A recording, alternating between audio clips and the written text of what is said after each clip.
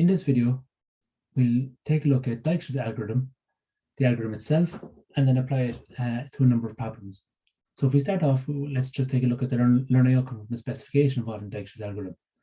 It says, apply Dijkstra's algorithm to find the shortest paths in a weighted, undirected, and directed network.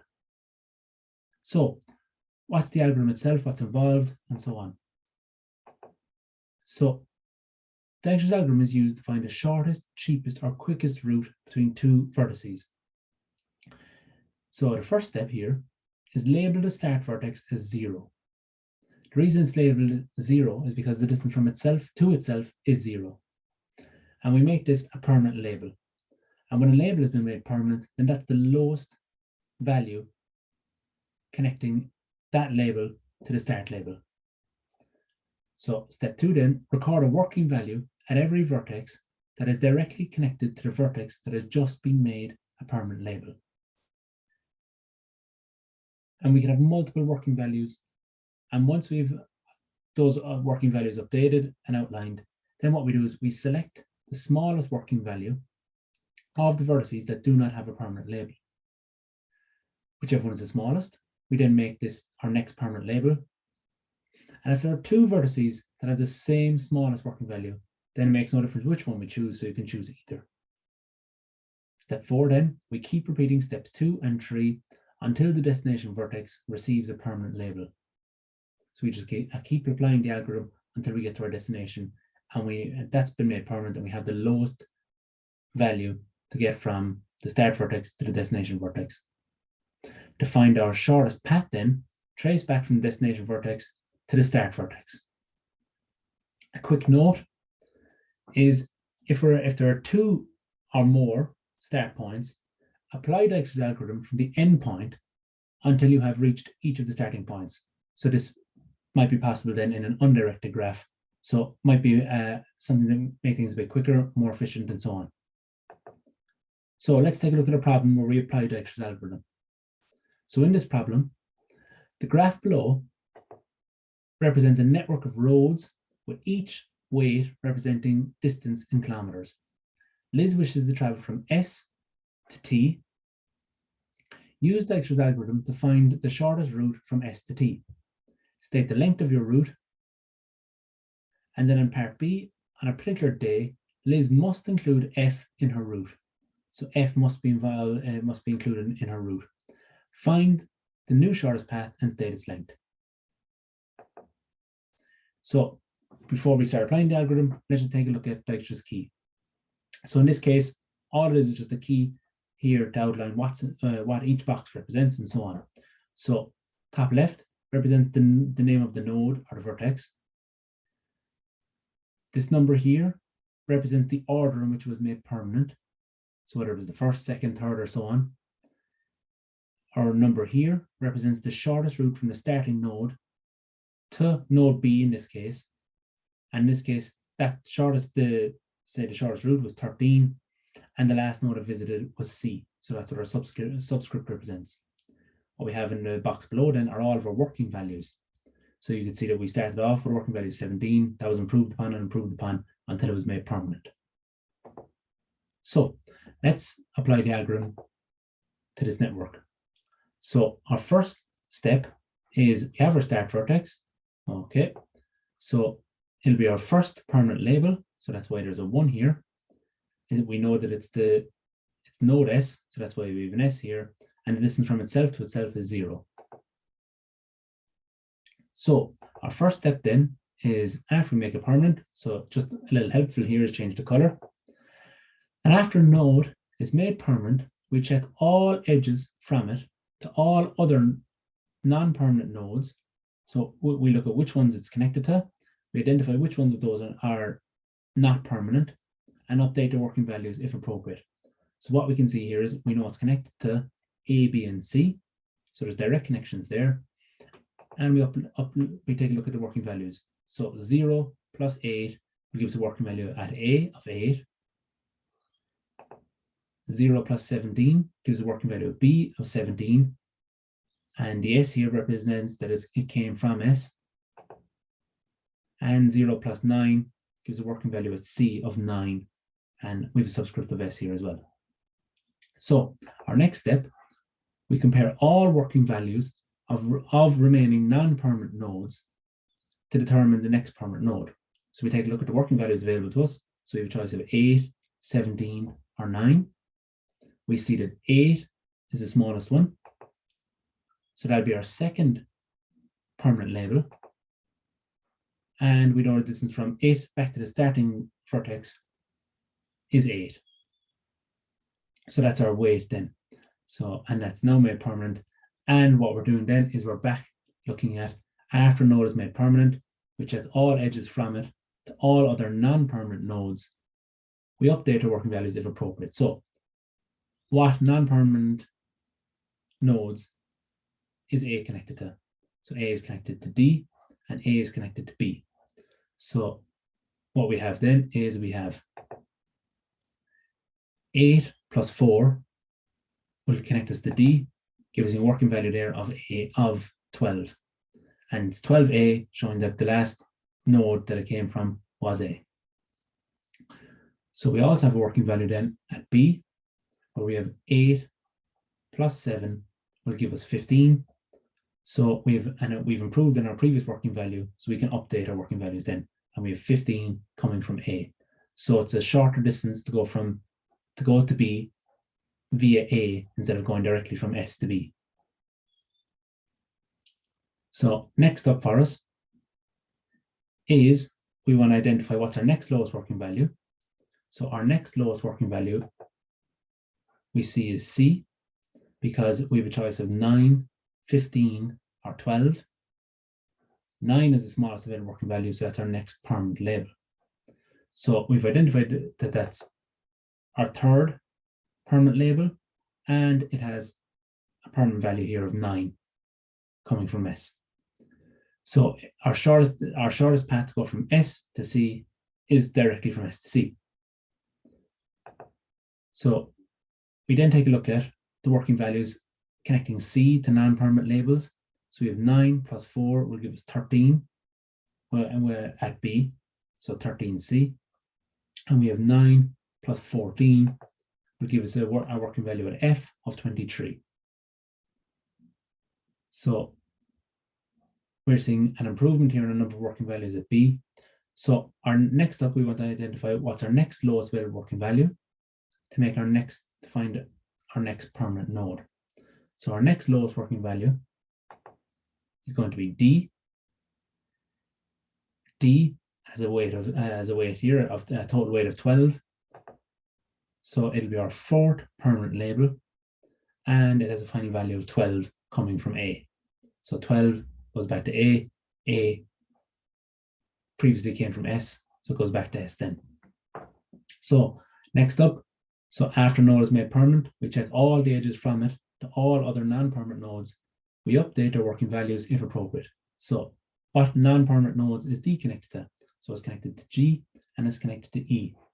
So we update their working values.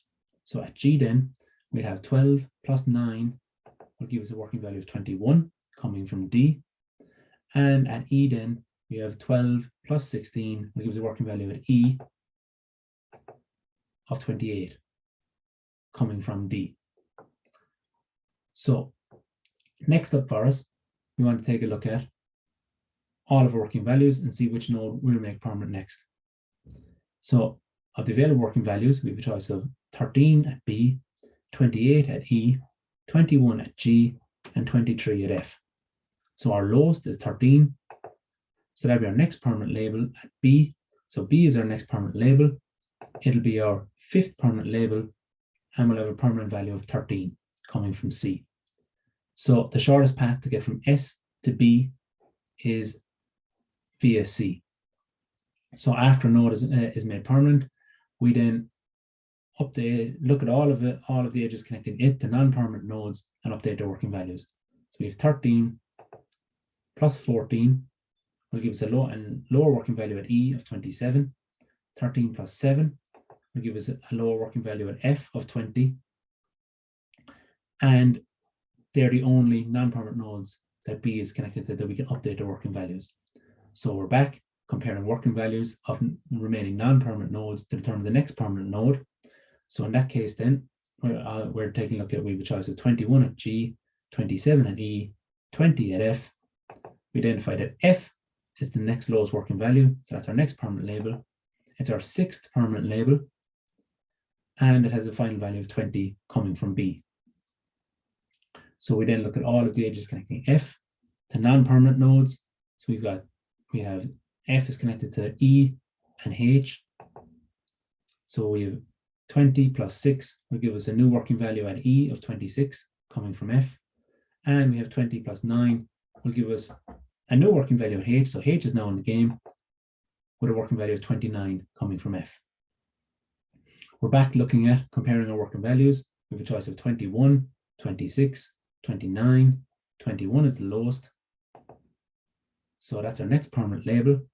It'll be our seventh permanent label with a value of 21 coming from D.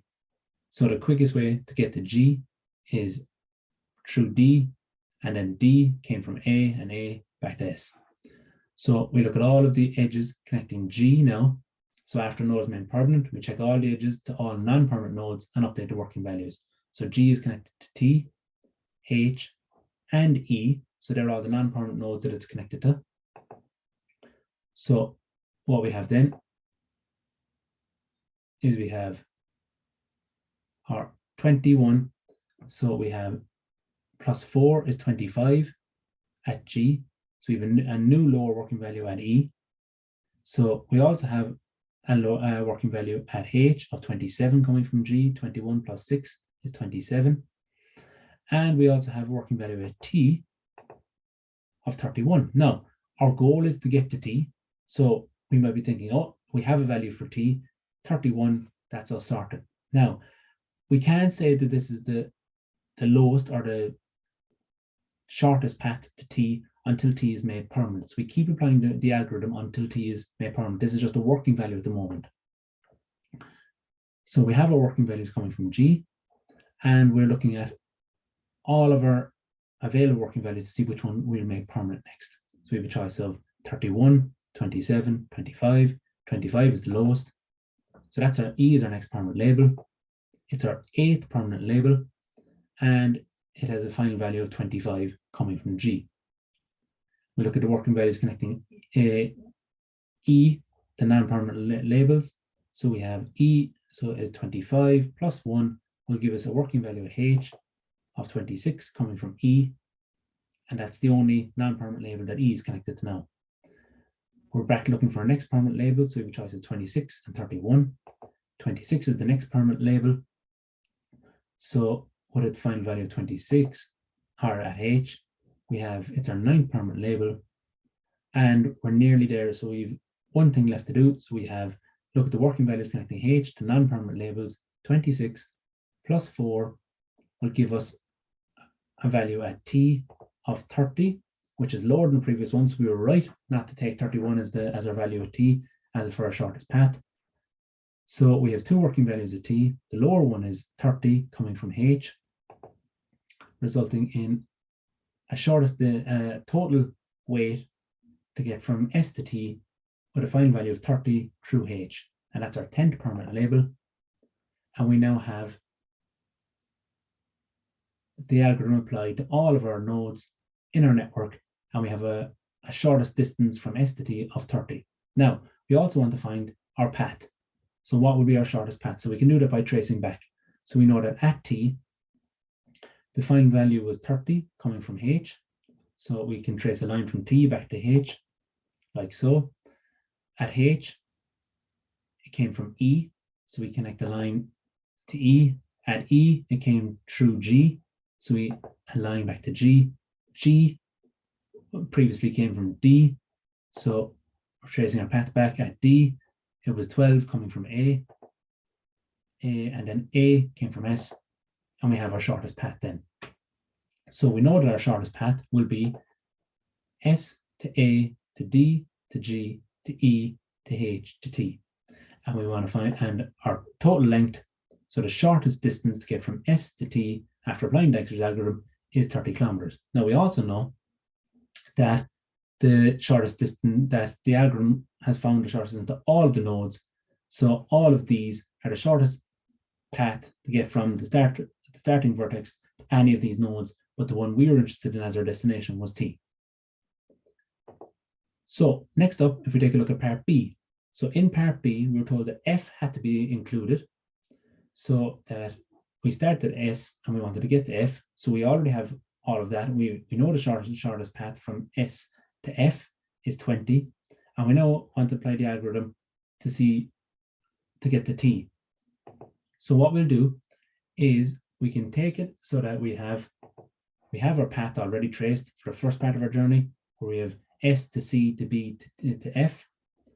And what we want to do now is we want to find out what's the remainder of our journey. So what we'll do is we'll take it from the endpoint T and apply the algorithm from there. So we have T is where we'll start.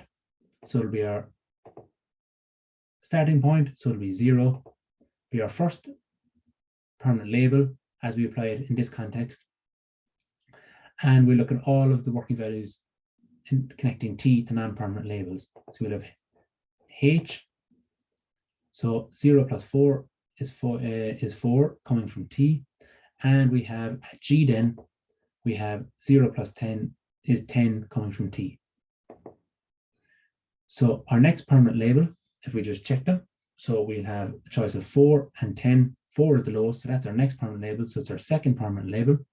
And we then look at all of the edges connecting H to non-permanent labels. So in that case, then we have 4 plus 1 is 5 at E. 4 plus 9 is 13 at F. So that's a working value at F. So that's a value. We don't know yet if it's our shortest. And we also have 4 plus 6 is 10 at G. That's not an improvement on the one that came from T, so there's no need to update that. So what we want to do then is we want to identify our next lowest working value available to us, which is E. So we make E a permanent label. It's our third permanent label with a final value of F, having come from H previously. We look at all of the edges connecting E to non-permanent labels. So we have 5 and 16 at D, 5 and 4 to G, and 5 and 6 to F. So let's update those. So 5 and 16 is 21 at D. Now our goal is to get to F.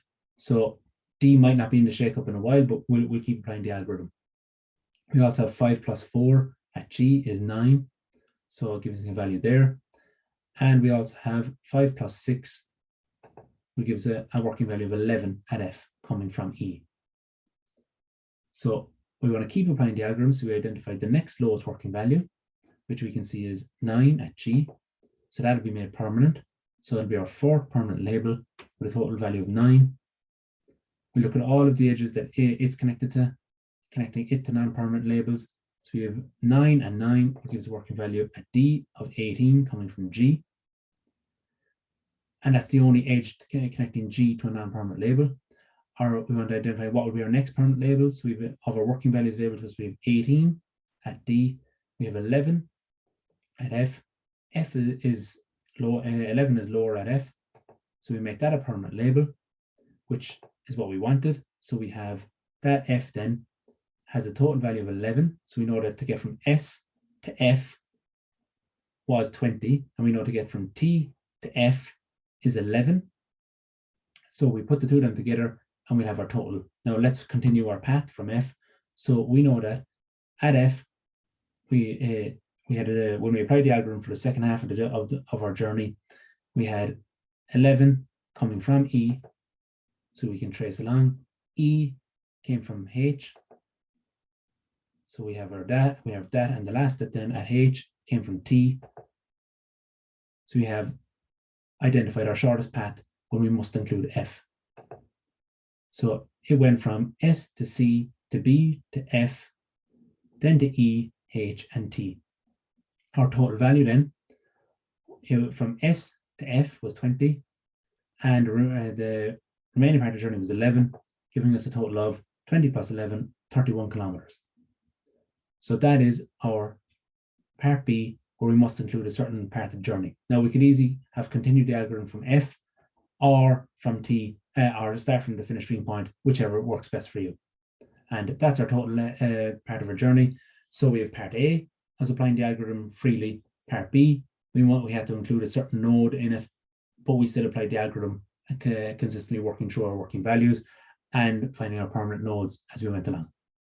That's our video on Dijkstra's algorithm. Thanks very much.